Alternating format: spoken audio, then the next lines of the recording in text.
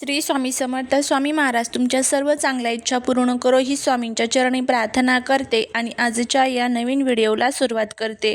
उद्या 26 मार्च चैत्र शुद्ध नवमी संपूर्ण जगात प्रभू श्रीरामांचा जन्मोत्सव रामनवमी म्हणून मोठ्या उत्साहात साजरा केला जाणार आहे. पण या पवित्र दिवशी प्रभू श्रीरामांची कृपा मिळवण्यासाठी नक्की काय करावे, पूजा कशी करावी, कोणत्या चुका टाळाव्यात आणि सर्वात महत्त्वाचं म्हणजे या दिवशी आपल्याला एक अतिशय प्रभावी असा हा उपाय करायचा आहे. हा उपाय जर केला तर सर्व दोष, अडचणी, विघ्न संपेल, अभ्यासात, नोकरीत प्रगती होईल, इच्छापूर्ती होईल, घरातील दुःख, दारिद्र्य संपेल, अखंड लक्ष्मी प्राप्ती होईल. त्यामुळे हा उपाय कसा करायचा त्याबद्दलची संपूर्ण माहिती आज या व्हिडिओमध्ये मी तुमच्यासोबत शेअर करणार आहे. त्यामुळे व्हिडिओ हा स्किप न करता शेवटपर्यंत नक्की पहा. जेव्हा तुम्ही चॅनलवरती नवीन असाल तर चॅनलला सबस्क्राईब करा आणि असेच नवनवीन व्हिडिओ पाहण्यासाठी बेल आयकॉनलाही प्रेस करा, म्हणजे माझ्या सर्व नवीन व्हिडिओंचं नोटिफिकेशन तुम्हाला मिळेल आणि तुम्ही एक पण व्हिडिओ मिस करणार नाही. त्याचबरोबर कमेंटमध्ये जय श्रीराम लिहायला अजिबात विसरू नका, जेणेकरून प्रभू श्रीरामांची तुमच्या कुटुंबावर, मुलांवर अगदी भरभरून अशी कृपा होईल. रामनवमी म्हणजे केवळ एक सण नाही, तर अधर्मावर धर्माचा विजय आणि मर्यादा पुरुषोत्तम रामाच्या अवताराचा दिवस आहे. दुपारी 12 वाजता जेव्हा सूर्य मध्यामी असतो तेव्हा प्रभू श्रीरामांचा जन्म झाला होता. हा दिवस मनातील नकारात्मकता दूर करून सात्विकता अंगी बाणवण्याचा दिवस आहे. प्रभू श्रीरामांची पूजा अत्यंत साधे पण भावपूर्ण पद्धतीने करता येते. सकाळी लवकर उठून स्नान करावे आणि स्वच्छ वस्त्रे परिधान करून पूजेचा संकल्प करावा. देवघरात प्रभू श्रीराम, माता सीता, लक्ष्मण आणि हनुमंत यांच्या मूर्तीला किंवा फोटोला गंगाजलाने अभिषेक करावा. शक्य असेल तर प्रभू श्रीरामांना पिवळी फुले, तुळशीची पाने, चंदनाचा टिळा आवर्जून अर्पण करावा. दुपारी 12 वाजता प्रभू रामांचा पाळणा गाऊन किंवा श्रीराम जय राम जय जय राम या मंत्राचा जप करून जन्मोत्सव साजरा करावा. प्रभू रामांना सुंठवडा, ज्यामध्ये सुंठ, साखर, खोबरे यांचे मिश्रण अर्पण करावे आणि पणे यांचा नैवेद्य दाखवून अत्यंत शुभ हे मानलं जातं. त्याचबरोबर या दिवशी रामरक्षा स्तोत्रांचे पठण करावे. घरासाठी अत्यंत संरक्षक आणि फलदायी मानले जाते हे रामरक्षा स्तोत्र. गरीब आणि गरजू व्यक्तींना अन्नदान किंवा वस्त्रदान करावे. संपूर्ण दिवसभरात जमेल तितक्या वेळा जय श्रीराम नामाचा जप करावा. अनेक जण या दिवशी उपवास करतात, जो दुसऱ्या दिवशी सकाळी सोडला जातो. त्याचबरोबर या दिवशी काय टाळावे? या दिवशी मांसाहार, कांदा आणि लसूण पूर्णपणे टाळावा.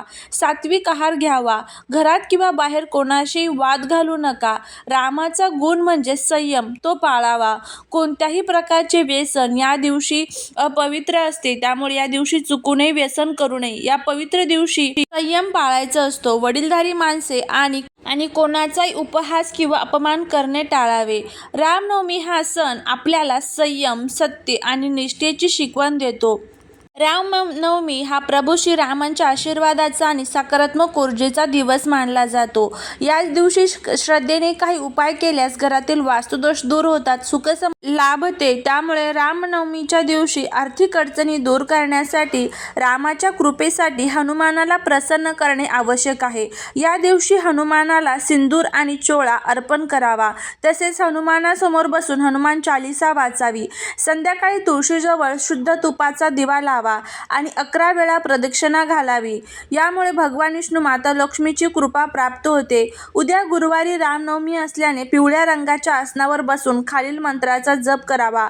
ओम रामाय नमः हा जप करताना प्रभू रामांच्या चरणी तुमची इच्छा बोलून दाखवावी. पूजेनंतर तांब्याच्या कलशात थोडे गंगाजल घेऊन त्यात तुळशीचे पान टाकावे. हे जल संपूर्ण घरात शिंपडावे. यामुळे घरातील कलह थांबतात आणि शांतता नांदते. उद्या गुरुवार असल्याने पिवळ्या रंगाचे अत्यंत अधिक महत्त्व आहे. त्यामुळे गरजू व्यक्तींना पिवळे कापड, केळी, हरभरा डाळ, गूळ दान करावे. सकाळी स्नान उरकल्यानंतर घराच्या मुख्य दरवाजावर कुंकवाने किंवा शेंदुराने स्वास्तिक काढावे आणि त्यावर अक्षता लावाव्यात. यामुळे घरात लक्ष्मीचे आगमन होते, वाईट शक्ती प्रवेश करत नाही. हे सर्व उपाय करताना मनात प्रभू रामांबद्दल पूर्ण श्रद्धा, विश्वास असणे अत्यंत महत्त्वाचे आहे. या छोट्या छोट्या गोष्टी असतात. या गोष्टी जर आपण पाळल्या तर आपल्याला याचा खूप चांगला फायदा जो आहे तर तो होऊ शकतो. त्याचबरोबर या दिवशी आपल्याला घरामध्ये एक अतिशय प्रभावी असा हा उपाय करायचा आहे. उद्या रामनवमी आणि गुरुवार असा अत्यंत शुभ संयोग आहे. मुलांच्या प्रगतीसाठी, त्यांच्या अभ्यासातील एकाग्रतेसाठी आणि नोकरी व्यवसायातील अडचणी दूर करण्यासाठी आईने करायचे एक अत्यंत प्रभावी उपाय आपल्याला करायचा आहे. हा जर तुम्ही केला तर याचा खूप चांगला फायदा जो आहे तर तो तुम्हाला बघायला मिळेल. उद्या दुपारी 12 वाजता राम जन्मोत्सवाच्या वेळी किंवा संध्याकाळी देवघरासमोर बसून आईने हा उपाय करावा. जर घरामध्ये सुतक पिरियड्स असेल तर तुम्हाला हा उपाय करता येणार नाही. आईला जमत नसेल तर घरातील एखादी दुसरी व्यक्ती असेल तर ती देखील सुद्धा हा उपाय जो आहे तर तो करू शकते. त्यासाठी काय करायचं, सर्वात आधी एका तांब्याच्या पेलात स्वच्छ पाणी घ्यावे आणि त्यात एक तुळशीचे पान टाकायचे आहे. समोर प्रभू श्रीराम किंवा रामांच्या दरबाराचा फोटो ठेवावा. नसेल तर काहीही हरकत नाही, देवघरासमोर बसून हा तुम्ही उपाय जो आहे तर तो करू शकता. त्यानंतर मुलांचे नाव मनात घेऊन, तुम्हाला एक मुलगा असेल, मुलगी असेल, तुमच्याकडे 2 मुलं असेल तर त्यांची जी नावं आहेत तर ती तुम्हाला घ्यायची आहे. एकच असेल तर जो मुलगा किंवा मुलगी असेल त्यांचं नाव घ्यायचं आहे. त्यांच्या प्रगतीसाठी प्रभू चरणी प्रार्थना करायची आणि त्यानंतर खालील मंत्राचा 11 वेळेस स्पष्ट उच्चार करून जप करावा. मंत्र अशा पद्धतीने आहे, श्रीराम जय राम जय जय राम या मंत्राचं तुम्हाला पठण करायचं आहे 11 वेळेस. हा दिसायला साधा मंत्र असला तरी याला विजय मंत्र मानले जाते. यातील श्री म्हणजे शक्ती, माता लक्ष्मी, राम म्हणजे मर्यादा पुरुषोत्तम आणि जय म्हणजे विजय. मंत्र जपल्यानंतर काय करावे, 11 वेळेस जप पूर्ण झाल्यावर त्या पेल्यातील पाण्यावर फुंकर मारावी. हे अभिमंत्रित तीर्थ मुलांना प्राशन करायला द्यावे. जर मुले जवळ नसतील तर त्यांच्या नावाने ते तीर्थ स्वतः घ्यावे आणि तुळशीला अर्पण करावे. त्याचबरोबर या उपायाचे फायदे काय होतात, मुलांची बुद्धी तल्लख होते, अभ्यासात चिंत लागते, मुलांच्या कामातील अडथळे दूर होऊन त्यांना यशाचे मार्ग सापडतात, मुलांच्या पत्रिकेतील ग्रहदोष आणि नकारात्मकतेचा प्रभाव कमी होतो, आईच्या संकल्पनेसाठी मोठी शक्ती असते. त्यामुळे पूर्ण श्रद्धेने हा 11 वेळा मंत्राचा जप केल्यास प्रभू रामचंद्र मुलांचे सर्व संकट हरण करतात. त्यामुळे हा अतिशय प्रभावी असा उपाय जो आहे तर तो प्रत्येक आईने आपल्या मुलींसाठी करायचा आहे. वयाची कोणतीही मर्यादा नाहीये, कोणत्याही वयाच्या मुलांसाठी, मुलींसाठी करू शकता.